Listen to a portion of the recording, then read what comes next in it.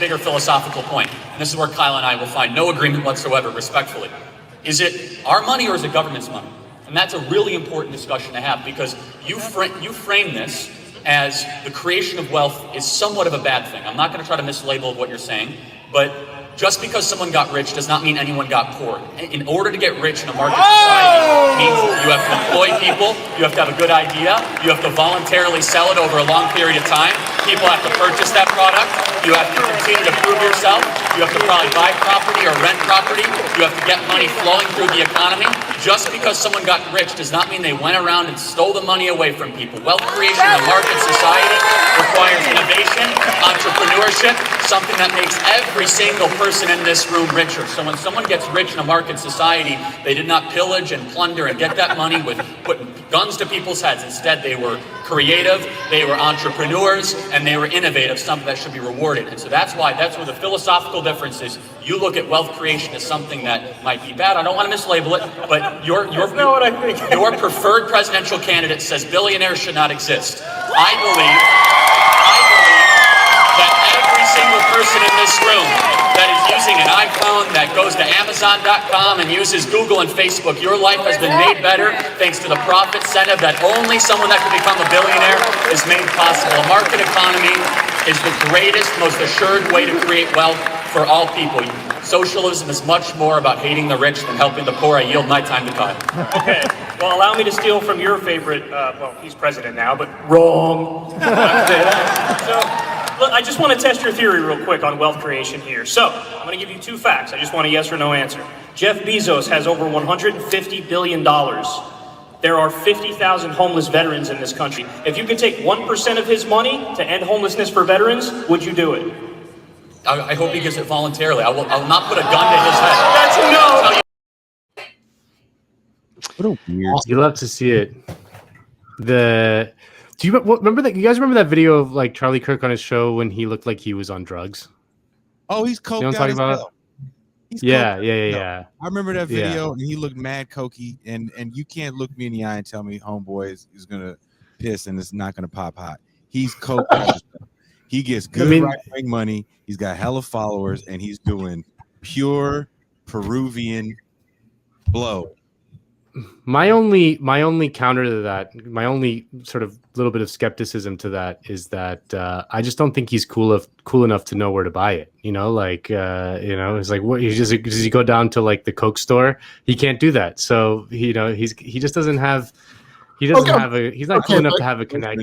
Charlie Coke. I think Charlie Coke has been doing Kirk for a long time. Okay. So Ben, we're doing an ad hominem. We're doing a debate fallacy. I know you're a big debate guy. We're doing an ad hominem, which is very bad. And that's not actually at all what ad hominem means. This is I don't even know what it means. I know this is both me at my like lamest and nerdiest, but also it's like a useful correction that like everybody on the internet uses ad hominem to mean saying something mean. It means saying something negative that has nothing to do with what somebody is saying and treating that as a reason to say that they're wrong. Now, it's not ad hominem if you say Charlie Kirk has a Coke problem and here's why he's wrong about capitalism. That, like, as long as you get around to it, right? It's not ad hominem.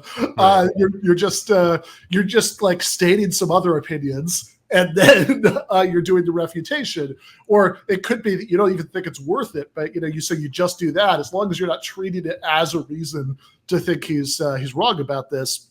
It's not ad hominem. But I do want to weigh in on this issue because I think there's a way that both of you could be right. And if you're both right about this, that Charlie Kirk is on Coke all the time and he's not cool enough to know where to buy it, that suggests that there's a character who I now want to see a sitcom about who's Charlie Kirk's Coke guy. Yeah. It could be just like a CIA, like some CIA ghoul who like is funding the Charlie Kirk psyop or whatever this fucking guy, like maybe he's feeding it to him because he's getting it from like, he's trafficking in it. So maybe it's just is Kirk in LA? Is he in LA or New York? I don't know where he is. He's got to be in one of the Is he in LA? I wouldn't doubt it if he was in LA. I think so. But no, look, I mean, there could be a Charlie Kirk staffer whose job is to, in like every city, every like college town where he goes to set up the prove me wrong table or whatever, change my mind. I'm mixing up my right wing demagogues. I don't even care. That like every college where he goes to own some Marxist students, every city where he does an event, every place where he goes to do whatever Students for Trump thing last year, there's a guy whose whole job is to figure out where to buy Coke for Trump in that city. Yeah, I mean, maybe he just like that was like part of the applications. Like, did you attend a frat in college? Like, were you, like, were you ever suspended? Cool black guys that maybe lived in the inner city that had access. Yeah.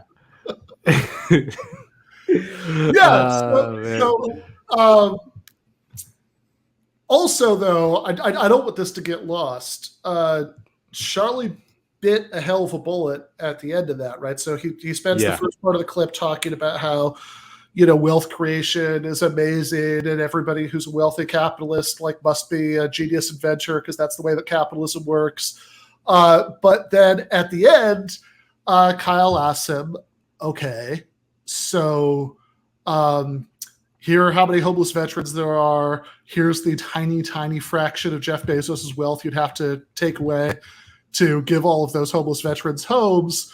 Would you be willing to expropriate that part of his wealth? He says, well, I'd do it I hope he would do it voluntarily. Yeah, just hope. Just hope and change that he would do it voluntarily. I mean, it's so funny, like, right? Like they just they can't wrap their minds around that it was that, the fact why don't they do it voluntarily? I mean, rich people hate homeless people. Trust me.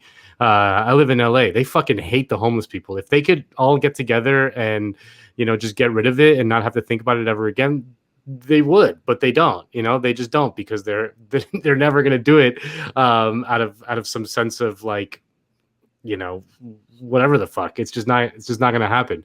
I mean, I think that also Jeff Bezos has been rich for a long time, and we still have homeless veterans. So I think that it's safe to say that the verdict is in, and he's not going to do it voluntarily. Not going to do it. Maybe tomorrow. You don't know. Maybe tomorrow he's going to wake up and do it. Our graphic designer J. Andrew World says that Charlie lives in Longboat Key, Florida. That's not where I grew up. I did not grow up in the Keys. I'm not a fucking Jimmy Buffett asshole. That's just not, that is fake news, lying fake news from the Ben Burgis show. So he's out of Florida. So he probably he knows where to find cocaine. If he's in South Florida. Just go to the beach. It'll fall into it'll float up. It'll float up at a certain point. Cocaine, in my opinion. Yeah, I guess the one reason that I think it is maybe, beyond the fact it's just so astonishing that he bites that bullet, it's I guess the one reason that is maybe a little bit interesting is that I think maybe Kirk recognizes that he can't just say the obvious thing and raise Bezos' taxes by like 0.5% so we could house all the homeless veterans. He's not going to say that because he is, in a weird way, he's got insane beliefs and all this, and he does all these weird talk radio tricks, but he's sort of quick on his feet in these things. And I think he does realize that if he said that, that's kind of game over, because if we would do that, then what about the non-veteran homeless people? Should we just talk about is the condition of workers at Amazon? I mean, when I interviewed Chris Smalls last year, I think he said 3 or 4 people had died in his facility when COVID was first coming around. Yeah, so Smalls was the Amazon worker who was organizing a union in New York, the East Coast, and then that doesn't even include all of the itinerant workforce that Amazon has during the holidays. That the movie Nomadland is, I want to say, loosely based on, because the book and the movie are two very different things, especially when they show Amazon is in such a positive light in that movie. But the book is literally about, people dying on the work floor in Amazon, older people, because they wouldn't even have air conditioning in some of the hotter warehouses, and then wouldn't have heaters in the colder ones in places where old people were literally freezing, and living in RVs and vans and even cars that of course aren't outfitted for below zero temperatures. So like one of the characters in the movie Nomadland has a repetitive work disorder where she can't literally hold the gun, and she's portrayed in the movie doing the task that in real life, in the book, it said that she can't even do. So to say Jeff Bezos is a wealth creator because people have jobs, I mean, they weren't just striking for better wages, they were also striking for better work conditions. That was like one of the main things in talking with Chris that people were striking for, was better work conditions and just being able to come to work and not risk death. Yeah. Yes. Anywhere in Florida. For people listening to Naples. the podcast, the question, you'll have a hard time in Naples. They said Longboat Key is near Orlando. Can you get Coke in Orlando? No comment. Ask Mickey. But yeah, I mean, this is actually, I think the point that Jason is making does get to an essential part of what's wrong with what Charlie's saying about capitalism here. Cale, do you have the first one of the Charlie Kirk owns Marxist student clips? Have you ever considered how most corporations in America are structured essentially like private dictatorships, and most employees do not have any democratic control over their own workplaces? And do you think maybe that's part of the issue? Just because someone gets rich doesn't mean someone gets poor. When someone works for somebody else, they're getting a wage, they're getting an opportunity. They're being able to get their kids through college, put food on the table. Where we disagree the most with the Marxist left is that the Marxists come after this and they will say it is inherently exploitation if someone is gaining wealth. That is wrong. That is fundamentally wrong. If you buy a product, not only did someone have to make the product, but they have a job, they have a wage, they're able to provide for themselves. But if your product isn't good, people are not going to buy it. If your product is worthless, people are not going to keep on buying it time and time again. That is why things get better over time. Capitalism does three things. Makes prices go down, quality go up, and more people that have more stuff. That is why the poorest people in America are the richest people in the world.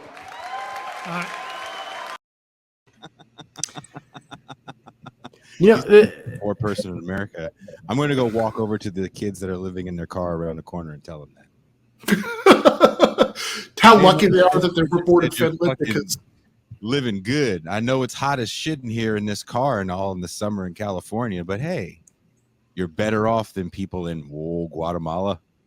Yeah. Well, also in the world. So it's like, so you're saying that like the poorest person in America is better off than like anybody who lives in Finland? Yeah. Yeah, no, I mean, also just like, I mean, the entire world at this point is living under capitalism. Capitalism doesn't stop at the American border. It everywhere is capitalist now, basically. I mean, maybe you can argue like some Cuba or whatever, but like the reality is that the entire world exists in the capitalist system, and the truth is that like it is true. I mean, even Marx said that like capitalism was a engine for wealth creation. That it did. The introduction of capitalism in Europe and stuff like did lead to a huge creation of wealth that compared to feudalism, but it did create a different form of exploitation, a different form of alienation. People, alienated people from the land and people from their work, from the work that they were doing. So it is true that capitalism does fuel wealth creation in a way, but the question is who gets it, and at what and at what price, and whether socialism, like what we all believe, could not create a better future than capitalism. Yeah, and I think that it's also really important not to get lost that even though like Kirk fans love this clip, like I saw when I was looking for this earlier, like 5 different versions of this video, and I understand why they like it because the guy's wearing his shirt, and so yeah, he's like a caricature. Yeah. Is that supposed to be something where he owned someone? It is supposed to be something where he. I'm not entirely convinced that guy wasn't a plant.